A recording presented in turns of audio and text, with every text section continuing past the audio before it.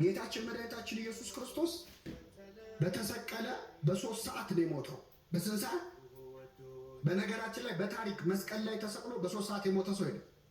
መስቀል ላይ የሚሰቀሉ ሰዎች እስከ 5-6 ቀን ሁሉ ይቆያሉ፣ አልሞት ይላሉ። እና እንዲሞቱ የተፈለገው ያን ቀን ሰንበት ስለነበር አጽማቸውን መቅበር ስለማይቻል መጡና በግራና በቀኝ የተሰቀሉትን ወንበዴዎች እግራቸውን ሰበሯቸው።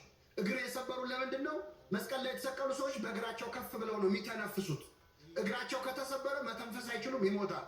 ክርስቶስን ግን ሲያዩት ወዲያውኑ ሞቶ ነበር በ3 ሰዓት።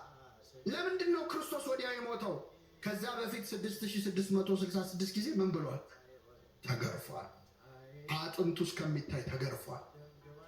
በሾለ የአይሁድ መግረፊያ እኮ የሮማውያን መግረፊያ አጥንት የሾለ አጥንት አለው፣ እሾህ አለው፣ ብረት አለው፣ የብረት ቁርጥራጮች አሉ።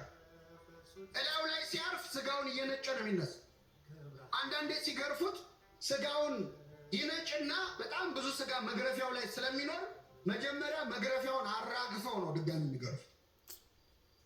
አምላካችን እንደዛ ተገርፎ በዛ ላይ ስቃዩን ለመቀነስ እንኳን አልፈለገም። አይሁድ ማነው ሮማውያን ሰው ሲቸነክሩ ሚስማር ከመቸንከራቸው በፊት መቼስ ትንሽ ሰብአዊነት ስላላቸው ሰውየው በጣም እንዳያመው ወይን ጠጅ ያጠጡታል እንዲሰክር ማለት። ከሰከረ ህመሙ ትንሽ ምን አይለው አይሰማው። ክርስቶስ ሊያጠጡ ሲል ወይን ተፋው ነው የሚለው። ስለኛ የሚቀበለውን መከራ መቀነስ አይፈልግም። እያንዳንዱን ህመም መታመን ፈልጓል ለኛ።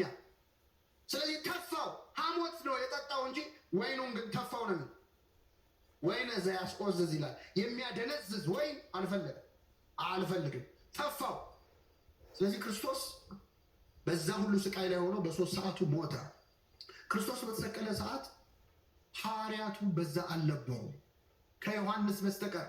አንደኛው ሐዋርያ በ30 ብር ሸጠው፣ ሌላኛው 3 ጊዜ ካደው፣ ሌሎቹ እግሬ አውጪኝ ብለው ጠፉ። ዘመድ አልነበረውም ክርስቶስ። ዓርብ ዕለት ባለቅኔው ምን አሉ? አልቦ ዘመድ ጊዜ ተዋርዶ ወይ ከውን ባይደ ጊዜ ተዋርዶ ዘመድ። በመዋረድ ቀን በሉ እስኪ ዘመድ የለም።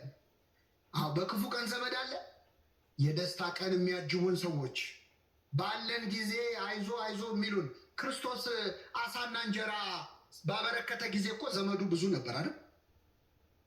ያን አሳና እንጀራ እየበሉ እንደውም ጭራሽ ሲጠፋባቸው መምህሮ የት ሄደህ ጠፋ እያሉ እኮ ሲፈልጉት ዋሉ ይላል ዮሐንስ ወንጌል ምዕራፍ 6 ላይ።